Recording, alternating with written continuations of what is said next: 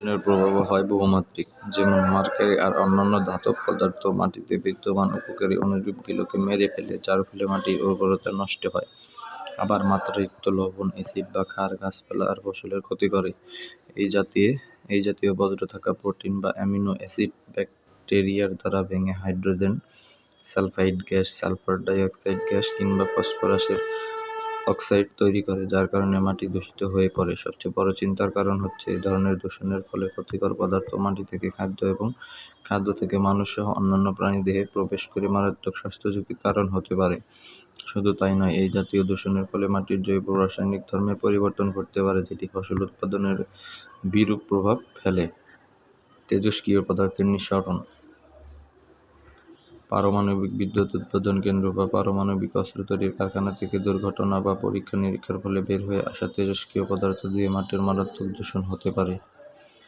Radon, radium, thorium, caesium, uranium ইত্যাদি তেজস্ক্রিয় পদার্থ শুধু যে মাটির উর্বরতাই নষ্ট করে তা নয়, এরা প্রাণীদেহের ত্বক ও ফুসফুসের ক্যান্সারের কারণ হতে পারে। উচ্চমাত্রার তেজস্ক্রিয়তার ফলে গাছপালাও মরে যায়। এছাড়াও অন্যান্য ক্ষতিকর পদার্থের মতো এরাও খাদ্য শৃঙ্খলের মাধ্যমে প্রাণীদেহে প্রবেশ করে ভয়াবহ রোগ সৃষ্টি করে। তোমরা কি চেরনোবিল দুর্ঘটনার কথা জানো? দলগত কাজ। চেরনোবিল দুর্ঘটনার তথ্য সংগ্রহ করে ভয়াবহতা নিয়ে একটি প্রতিবেদন তৈরি করো। অতিরিক্ত পলি থেকে মাটি দূষণ। নদী ভাঙনের কথা তোমরা সবাই জানো।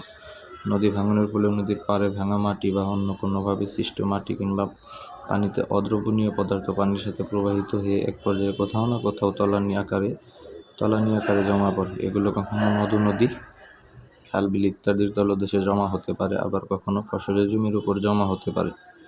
গুরুত্বপূর্ণ বিষয় হলো, এই সমস্ত তলানিতে নানা রকম ক্ষতিকর পদার্থ থাকতে পারে। এই জাতীয় তলানি ফসলের জমির উপর পড়লে সেটি জমির উপরিভাগ, যা ফসল উৎপাদনের মূল ভূমিকা পালন করে, তার উপর একটা আস্তরণ তৈরি করে ফেলে। ফলে এই জমির ফসল উৎপাদন ক্ষমতা কমে যায়। এসব পদার্থ নদীগর্ভে জমা হলে কি হয় তা তোমরা দ্বিতীয় অধ্যায়ে ইতিমধ্যে জেনে গেছো।